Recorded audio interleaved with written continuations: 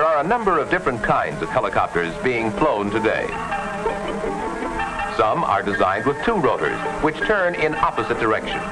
Each rotor counteracts the torque action of the other, and thus eliminates the need for an anti-torque tail rotor. Twin-rotor helicopters have been built large enough to carry 16 persons, with a gross weight of more than 14,000 pounds.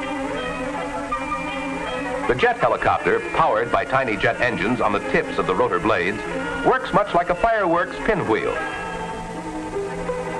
The jet engines are the only source of power. Jet helicopters are simpler in construction, lighter, and easier to operate than conventional helicopters, although fuel consumption is very high. The continued development of this and other types of helicopters, with their unprecedented freedom of movement and the wide range of uses to which they can be put, holds great promise for the future of transportation.